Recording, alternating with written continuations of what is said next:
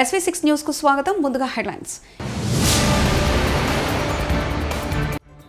నీటి అడుగులో metro rail ప్రయాణించిన ప్రధాని మోదీ.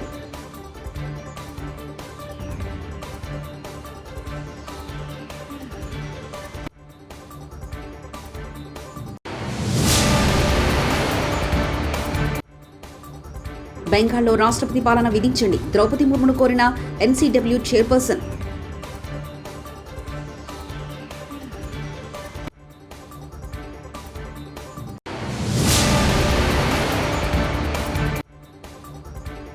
LRS పై మాట తప్పి ప్రజలను మోసం చేస్తున్న కాంగ్రెస్ ప్రభుత్వం, ఎమ్మెల్యే తలసాని శ్రీనివాస్ యాదవ్.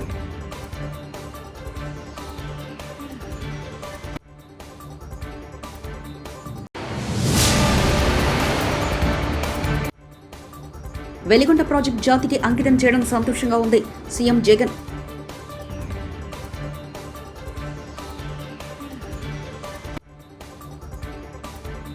దేశంలో తొలి అండర్ రివర్ మెట్రో రైలును ప్రధాని మోదీ బుధవారం కోల్కతాలో ప్రారంభించారు. Kolkata east west metro corridor కింద హుంగ్లీ నది దిగువన రైలు మార్గాన్ని నిర్మించారు. ఇందుకోసం 120 కోట్లు ఖర్చు చేశారు. కోల్కతా ఈస్ట్ వెస్ట్ మధ్య 16.6 కిలోమీటర్ల మేర మెట్రో మార్గాన్ని నిర్మించారు. భూగర్భంలో ఉంది. హౌడా మైదాన్ నుంచి N+2 స్టేషన్ మధ్య 4.8 కిలోమీటర్ల మేర ఉన్న లైన్లో భాగంగా 520 మీటర్ల పొడవుగా అండర్ వాటర్ మెట్రో టనల్ నిర్మించారు. నదిలో ఈ దూరాన్ని మెట్రో రైలు 45 సెకండ్లో పూర్తి చేస్తుంది. ఈ సొరంగాన్ని నది గర్భానికి 16 మీటర్ల లోతులో, భూమి లోపలికి 32 మీటర్ల లోతులో నిర్మించారు. ఈ సొరంగం అంతర్గత వ్యాసం 5.5 మీటర్లుగా, బాహ్య వ్యాసం 6.1 మీటర్లుగా ఉంది. హౌడా నుంచి సిల్దాకు రోడ్డు మార్గంలో వెళ్లడానికి 90 నిమిషాల సమయం పడుతుంది. అండర్ వాటర్ మెట్రో మార్గంలో ఏర్పాటు చేసిన ఈ ప్రయాణ సమయం 40 నిమిషాలకు తగ్గనుంది. అండర్ వాటర్ మెట్రో రైలు నడిచే మార్గం మొత్తం 6 స్టేషన్లు ఉండగా అందులో 3 భూగర్భంలోనే ఉన్నాయి. అండర్ వాటర్ మెట్రో రైలు ప్రయాణం కోలకత్తా వాసులకు కొత్త అనుభూతి కలిగించనుంది. కోలకత్తాలో మరిన్ని మెట్రో మార్గాలను ప్రధాని నరేంద్ర మోదీ ప్రారంభిస్తారు. अगर आप काम जो कि विकास से जुड़ा हुआ है, जब वो आप देश को समर्पित करते हैं, राष्ट्र को समर्पित करते हैं, और जिन युवाओं से हमें आशा है, आकांक्षा है कि वो देश का भविष्य बदलेंगे, हम उनके साथ संवाद करते हैं, तो उसका कितना अहम और सार्थक परिणाम निकलकर सामने आता है। आप देख सकते हैं कि प्रधानमंत्री की झलक पाने के लिए लोग बेसब्री से मोबाइल में एक उनका फोटो आ जाए, देखिए कैसे उनका इंतजार कर रहे हैं। और ये क्योंकि सभी परियोजनाएं कनेक्टिविटी से संबंधित हैं। ये जो युवा हैं, ये जो आगे चलकर कई इनमें से एंटरप्रेन्योर्स बनेंगे, उनके लिए देखिए कनेक्टिविटी के लिहाज से आज का दिन बड़ा कि कहीं पहुंचने के लिए अब उन्हें बसों का इंतजार ना करके मेट्रो रेल परियोजना का ये अहम सौगात जो है वो मिली है। प्रधानमंत्री हमारे साथ नीरज जुड़े हुए। नीरज, जो हम दृश्य दिखा रहे हैं अपने दर्शकों को, उसमें प्रधानमंत्री इसी मेट्रो रेल में हैं और बच्चों के साथ संवाद करते हुए नजर आ रहे हैं। और जब भी प्रधानमंत्री कोई भी विकासात्मक योजना को राष्ट्र को समर्पित करते हैं, उससे जुड़े लोग या उसमें सफर कर रहे हो लोगों से हमेशा संवाद स्थापित करते हैं। बिल्कुल यही खूबी है। और आप देखें कि सिर्फ यही नहीं, प्रधानमंत्री जहाँ जहाँ जाते हैं यूथ के साथ उसका जो कनेक्ट है वो अलग तरह का रहता है। वो सीधे जाकर अपनी जो बात है वो रखते हैं और इसके अलावा जो यूथ है उसकी बात सुनते भी है। आप देखें कि बड़ी संख्या में जो युवा है उनको फॉलो भी करते हैं और उनके एक आवाज पर या उनकी एक अपील पर लाखों करोड़ों की संख्या में जो युवा है काम करने के लिए तैयार रहते हैं। आप देखें कि प्रधानमंत्री जो युवा है उनके साथ बैठे हैं, उनके साथ डिस्कस कर रहे हैं और ये तमाम चीजें हैं कि उनको पढ़ने में कितनी सुविधा होगी इस मेट्रो ट्रेन से, कैसा लग रहा है। पहले जो सफर आप कोलकाता से हावड़ा के बीच में करते थे तब कितनी दिक्कतें आती थी, अब कितनी परेशानियां आपकी दूर हुई है। तो निश्चित तौर पर ये दृश्य हमें बताते हैं कि प्रधानमंत्री युवा से सीधा कनेक्ट करते हैं। और चूंकि आपने वो दृश्य भी देखे होंगे आंचल, जब काशी कॉरिडोर विश्वनाथ कॉरिडोर का उद्घाटन हुआ था और उस समय जो श्रमजीवी थे, जिन लोगों ने दिन रात मेहनत कर कर उस कॉरिडोर को बनाया था, प्रधानमंत्री उनके बीच में पहुंचे थे और आपने देखा कि किस तरह से उनके साथ बैठकर कुर्सियां लगाई गई थी, उन्होंने हटा दी और उन श्रमिकों के साथ बैठकर प्रधानमंत्री संवाद कर रहे थे। तो ये दृश्य बताते हैं कि श्रम कितने ज्यादा सक्रिय है, जो लोग श्रम कर रहे हैं, जो लोग मेहनत कर रहे हैं, को उनके योगदान को बढ़ाया जाए। हमने सिर्फ काशी विश्वनाथ कॉरिडोर में ही नहीं देखा होगा, देश के अलग अलग हिस्सों में जहाँ तमाम परियोजनाएं होती हैं, प्रधानमंत्री खुद उन श्रम वीरों के और उनसे संवाद तो उनकी मेहनत का ही नतीजा है।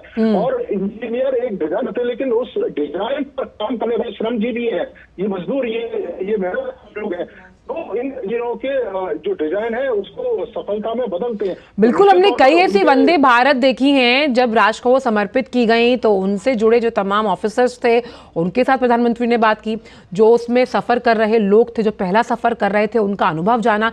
ये अनुभव जानने की जो प्रक्रिया रहती है प्रधानमंत्री की, ये कई और अनुभवों को जन्म देती है, कई ऐसी सीख है जो अन्य राज्यों के लिए कहीं ना कहीं एक मॉडल के रूप में स्थापित की जा सकती है। और देखिए, क्या पता इनमें से कई ऐसे छात्र हैं जो आगे आने वाले समय में इस तरह की मेट्रो रेल का डिजाइन जो है वो बनाएं। जिस नवोन्मेष की प्रधानमंत्री बात करते हैं, जिस एंटरप्रेन्योरशिप की प्रधानमंत्री बात करते हैं, जिस स्किल डेवलपमेंट की प्रधानमंत्री बात करते हैं, वो अपने आप में यहां आज हम देख रहे हैं कि जिस तरह से संवाद प्रधानमंत्री कर रहे हैं, ये वो आशाएं हैं इन छात्रों के आंखों में जो साफ नजर आती है, जो खुशी है जो वो जाहिर कर रहे हैं। देखिए, बिल्कुल आंचल, आप देखें कि जो अनुभव है, इन्हीं अनुभव के आधार पर भविष्य की जो दूसरी परियोजनाएं वो तैयार होती हैं।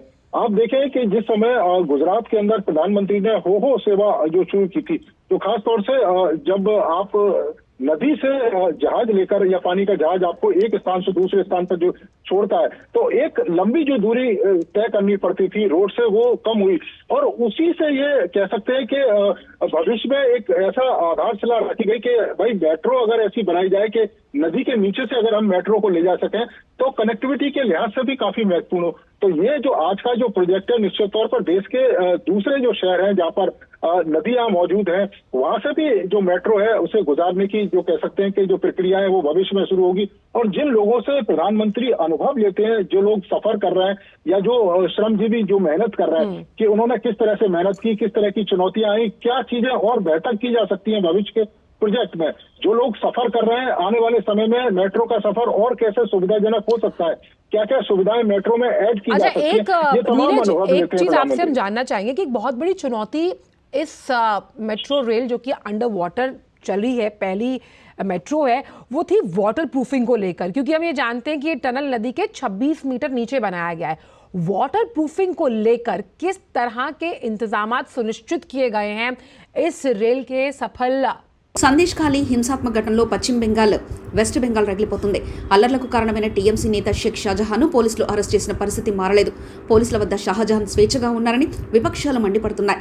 సందేశ్ ఖాళీ అల్లర్ల కేసును బెంగాల్ సిఐడి అధికారులు విచారిస్తున్నారు.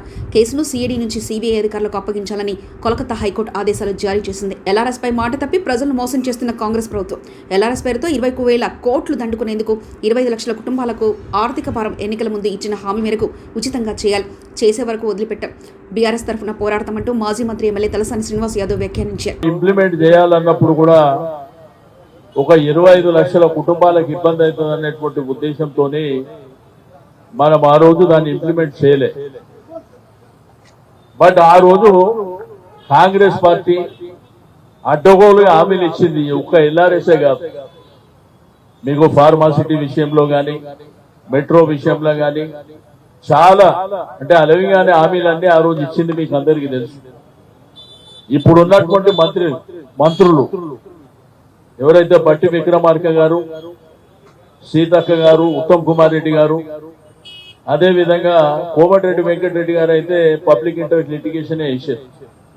వీళ్ళు అటు కోర్టులో వేసినటువంటి మీరు ఆగండి, నో ఎల్ఆర్ఎస్ నో బిఆర్ఎస్, మేము ఫ్రీగా రిజిస్ట్రేషన్ చేస్తామని చెప్పారు.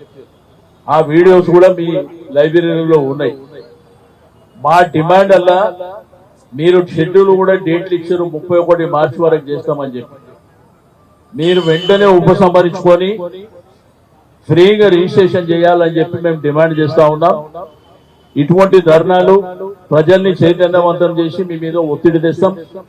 అవసరం అనుకుంటే లీగల్ గా ఫైట్ చేస్తాం.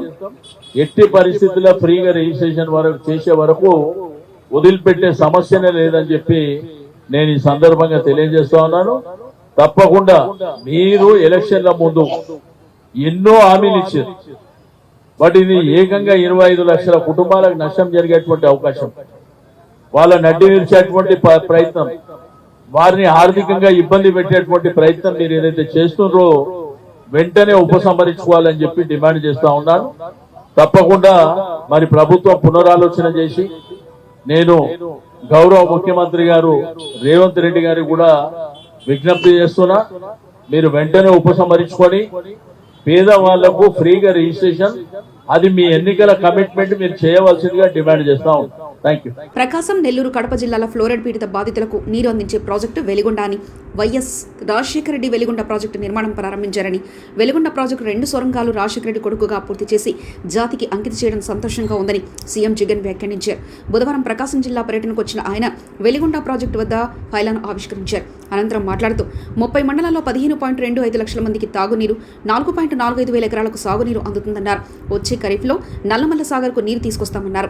నిర్వాసితులకు R&D ప్యాకేజ్ కోసం 1200 కోట్లు ఖర్చు చేసి నీరు నింపుతామని తెలిపారు. 2021 జనవరి 13న పూర్తి చేస్తే, మన ప్రభుత్వంలో మనమే పూర్తి చేస్తే, రెండో సరంగం పనులు ఇవాళ కొద్ది రోజుల కిందటనే పూర్తి చేసి ఇవాళ జాతికి అంకితం చేసే కార్యక్రమం జరుగుతూ ఉంది. దాదాపుగా 4,47,000 ఎకరాలకు సాగునీరు అందించే ప్రాజెక్టు, సాగునీరు అందించే ప్రాజెక్టు 15,25,000 మందికి రక్షిత త్రాగునీరు అందించే ప్రాజెక్టు ఈరోజు జరుగుతూ ఉంది అని అంటే, నిజంగా దాదాపుగా 30 మండలాలలోని దాదాపుగా ప్రకాశం జిల్లా, నెల్లూరు జిల్లా, కడప జిల్లాలోని, ప్రకాశం జిల్లాలోని 23 మండలాలు, నెల్లూరు జిల్లాలోని 5 మండలాలు, కడప జిల్లాలోని 2 మండలాలు, మొత్తంగా 30 మండలాల్లోని 15,25,000 మందికి త్రాగునీటి సమస్యకు పరిష్కారం చూపుతూ 4,47,000 ఎకరాలకు సాగునీటి పరిష్కారం చూపిస్తూ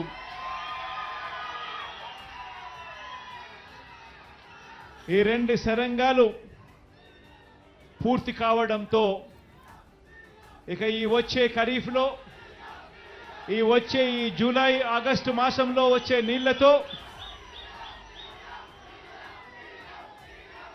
శ్రీశైలం నుంచి నల్లమల్ల సాగర్కు నీళ్లు తీసుకొని వచ్చి, ఆ నల్లమల్ల సాగర్లో మళ్ళీ నీళ్లు నిండుతా ఉన్న సన్నివేశం ఈ జూలై ఆగస్టులోనే జరగబోతా ఉంది అని చెప్పడానికి సంతోషంగా ఉందని ఈ సందర్భంగా తెలియజేస్తా ఉన్నా.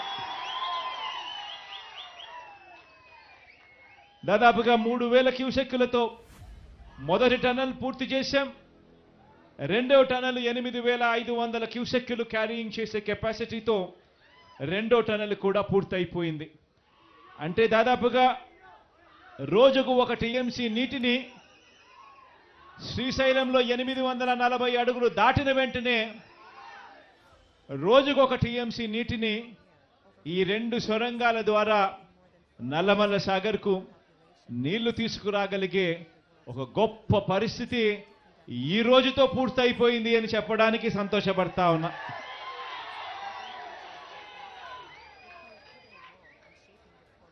ఈ ప్రాజెక్టుకు సంబంధించి దాదాపుగా R&R ప్యాకేజ్, ల్యాండ్ అక్విజిషన్ R&Rకు సంబంధించి ఈ జూలై ఆగస్టులో నీళ్లు నింపే టయానికల్లా మరో 1,200 కోట్ల రూపాయలు కూడా ఖర్చు చేసి దీనికి సంబంధించిన LA&RR కార్యక్రమం కూడా పూర్తి చేసి ఈ జూలై ఆగస్టులో నీళ్లు నింపే కార్యక్రమం చేస్తామని కూడా ఈ సందర్భంగా చెప్పడానికి సంతోషపడతా ఉన్నా. ఎందుకనంటే ఈ ప్రాజెక్టులో అత్యంత కీలకమైన సన్నివేశం ఏమిటి అనంటే, అత్యంత కీలకమైన ఘటన ఏమిటి అనంటే ఈ 2 టన్నళ్లు పూర్తి కావడం. ఈ 2 టన్నళ్లు ఇక పూర్తయిపోయాయి కాబట్టి ఇక మిగిలినటివన్నీ కూడా పెద్ద ఏమీ లేవు. ఇక రిజర్వాయర్ కూడా ఎలాగో పూర్తయిపోయింది. ఆ రిజర్వాయర్ లేకి నీళ్లు నింపాలి. ఆ నీళ్లు నింపడం కోసం ఒక 1,200 కోట్ల రూపాయలు LA&RR కింద ఇస్తే నీళ్లు పుష్కలంగా నింపే కార్యక్రమం జరుగుతుంది. ఈ నీళ్లు పుష్కలంగా నింపే కార్యక్రమం మళ్ళీ మనం అధికారంలోకి వచ్చిన తర్వాత, ప్రమాణ స్వీకారం చేసిన తర్వాత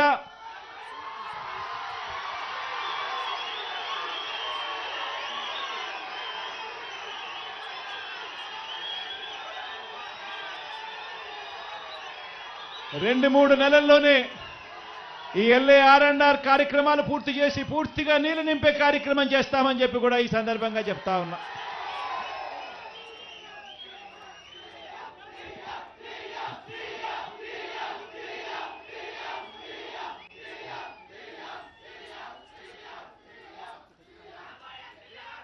ఈ ప్రాజెక్టు వల్ల ఫ్లోరైడ్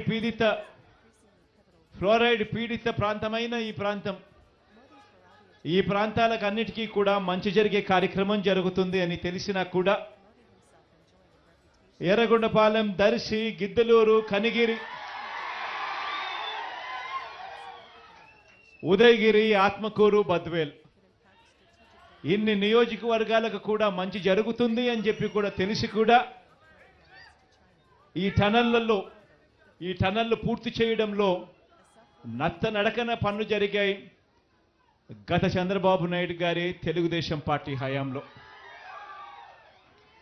ఆశ్చర్యం కలిగించే విషయం ఏమిటి అనంటే 2 టనళ్లు ఉన్నాయి, ఒక్కొక్కటి 18. నీటి అడుగులో మెట్రో రైల్ ప్రయాణించిన ప్రధాని మోదీ.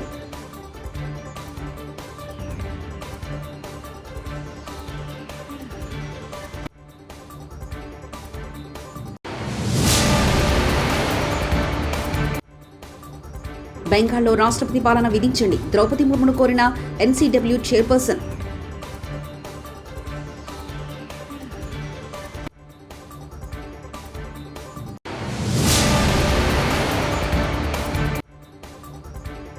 LRS పై మాట తప్పి ప్రజలను మోసం చేస్తున్న కాంగ్రెస్ ప్రభుత్వం. ఎమ్మెల్యే తలసాని శ్రీనివాస్ యాదవ్.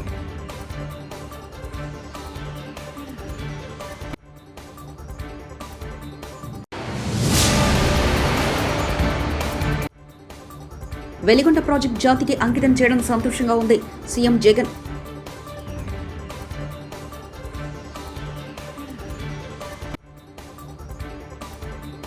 ఇవి బులెటిన్ విశేషాలు. చూస్తూనే ఉండండి SV6 న్యూస్.